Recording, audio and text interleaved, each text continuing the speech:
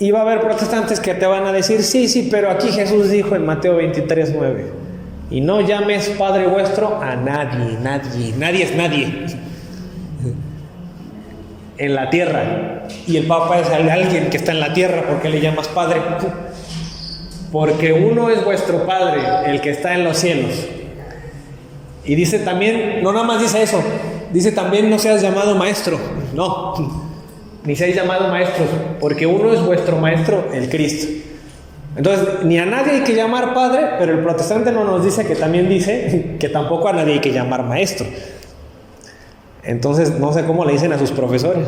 Yo, por ejemplo, tengo una maestría en bioquímica y me dicen maestro Diego, el maestro en ciencias. Entonces ya esa gente está desobedeciendo a Cristo, porque me llamaron maestro y a nadie hay que llamar maestro, nadie es nadie. Entonces, miren, aquí dice a nadie, ¿eh? Ya ven que ese es el protestante literalista, fundamentalista. Es como esta cita de Romanos donde dice, todos pecaron. Ya ves, todos pecaron. Hasta María, ¿tú por qué dices que es inmaculada? Dice ahí el apóstol San Pablo que todos pecamos. Y nadie halló gracia, ni María halló gracia, ¿no? Delante de Dios. Entonces ahí sí es importante ser literalista, ¿no? Bueno, aquí también hay que serlo. Nadie es nadie. Todos pecaron y todos es todos. Bueno, aquí nadie hay que llamar padre, ni a nadie hay que llamar maestro. Supongo que el protestante jamás le dice padre a su papá, dicen que no, y tampoco a su profesor le dicen maestro, ni al que tenga un grado de maestría, porque si no estarían desobedeciendo a Jesús. Pero hay un problema que nos hace pensar que esa no es la interpretación, o no se le debe interpretar hacia Jesús, a pesar de que dice a nadie. Y sobre todo cuando lees el contexto de Mateo 23, que empieza hablando de los fariseos y de los que tienen la cátedra de Moisés desde el versículo 1, y precisamente Jesús está reprendiendo la soberbia de esas personas. El problema es que cuando tú le llamas padre o maestro a esas personas, muchas veces es para usurpar el lugar de Dios. Y eso sí está mal, y eso es lo que reprende Jesús, cuando lo haces con esa intención. Pero si no lo haces con esa intención, no hay problema en que a alguien le digas maestro, ni en que a alguien le digas padre, ¿no? ¿Por qué? Porque son títulos que se les da a alguien que tiene una autoridad. ¿Cómo yo puedo probar eso? Porque el mismo Jesús se estaría contradiciendo. Por ejemplo, ahí en Juan 8, ¿qué dice Jesús? Abraham, vuestro padre. Entonces Jesús se contradijo. Primero dice que no le llamemos padre a nadie, y ahora el mismo Jesús le está diciendo, ¿su padre de ustedes? ¿Quién?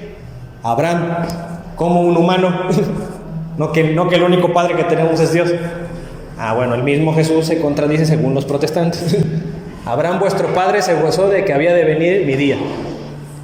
Les está diciendo ellos que tienen otro padre, aparte de Dios. ¿Quién? Abraham. No, Diego, pero se refiere al padre en la carne, que vienen del linaje de Abraham. Pues sí, pero dice que a nadie es nadie. A nadie llames padre. Entonces, facilito ahí, se ve claro que esa interpretación protestante no es correcta. Entonces, de acuerdo al contexto, es para no usurpar el lugar de Dios, pero Abraham no usurpa el lugar de Dios. No hay problema en que él le llames padre, de la misma manera que le puedes llamar a cualquier otra persona padre o maestro. Por ejemplo, San Pablo, vean, ahí en Efesios 4:10, también San Pablo desobedecería esto. Porque miren, Jesús le dice esto a sus apóstoles. Y si los apóstoles fueran protestantes, dirían, bueno, entonces a nadie hay que llamar maestro. ¿Y qué dice San Pablo? Ahí en Efesios 4:10. El que descendió es el mismo que también subió por encima de todos los cielos para llenarlo todo. Y él mismo, se refiere a Jesús, constituyó a unos apóstoles, a otros profetas, a otros evangelistas, a otros pastores y maestros. No, que no hay nadie que llamar maestro a nadie. Y el mismo Jesús es el que constituye maestros. Contradicción sería ahí.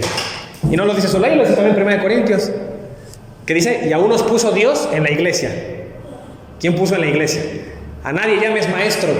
Bueno, según Pablo dice, primeramente apóstoles, luego profetas, lo tercero, maestros. Entonces Dios constituye en la iglesia maestros. No hay problema que yo llame maestros a esas personas. Y no solo eso, sino que también los apóstoles que también oyeron esa enseñanza de Jesús no la tomaron así como la toman los protestantes, de que literalmente a nadie hay que llamarle maestro. Maestro o padre. Porque aparte San Pablo también le llama padre a Abraham. ¿Qué pues diremos que halló Abraham nuestro padre? Aquí yo creo que si un protestante fuera crítico y de verdad entendiera así como entienden la cita esta de Mateo 23, tendrían que corregirle o borrarle ahí a la carta de San Pablo, de Romanos, porque aquí San Pablo se equivocó, le llamó padre a un ser humano que no es Dios, a Abraham. Entonces, a lo mejor Romanos no es palabra de Dios, yo creo, ¿no? Pues hay que quitarla, porque imagínate lo que dice, la barbaridad que dice. Le dice padre a un ser humano que no es Dios. Entonces, le dice hacia Abraham. Y no solo ahí, también más adelante en el mismo capítulo le dice, Padre de todos los creyentes, no circuncidado. Dice ahí en el verso 16, Abraham, el cual es Padre de todos nosotros. Y no está tomando esa enseñanza como de que solo Dios es Padre. Incluso también, no solamente a Abraham, ahí en Romanos 9:10, fíjense cómo a otra persona también le llaman Padre.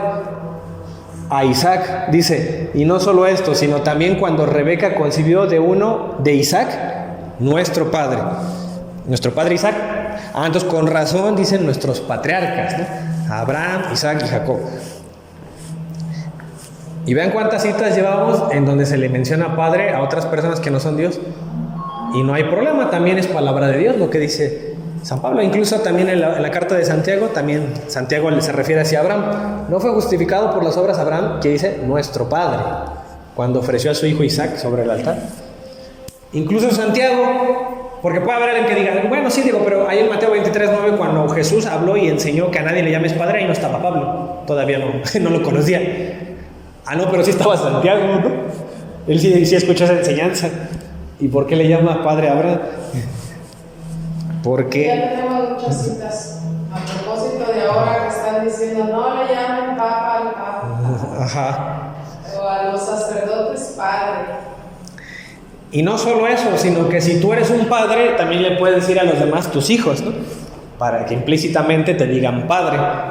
Y eso lo siguieron enseñando los apóstoles. ¿Qué vamos a decir? Desobedecieron a Jesús.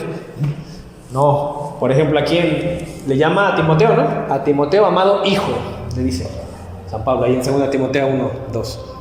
En 1 Corintios 4:17 dice, por esto mismo he enviado a Timoteo, que es mi hijo. O sea que el padre de Timoteo es Pablo. Al menos en la fe, es su padre.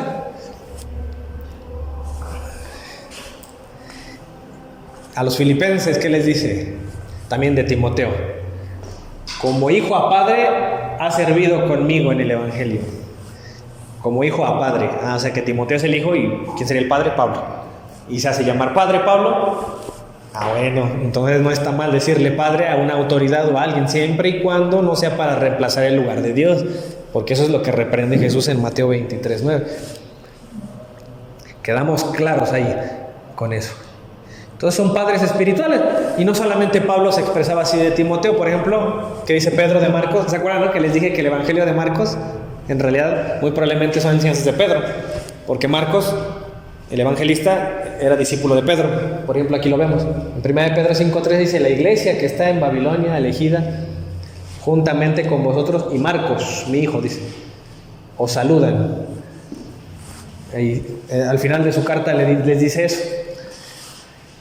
San Juan es otro también que se refiere como hijitos míos, estas cosas os escribo para que no pequéis. Y constantemente, ¿no?, menciona esta parte de hijos, porque para San Juan él es su padre y son sus hijos. Entonces no hay problema con mencionar. Y hay más, ¿no?, hijos espirituales que se mencionan. Por ejemplo, hay a Filemón, en el capítulo 1, verso 10. Te ruego por mi hijo Onésimo, a quien engendré en prisiones.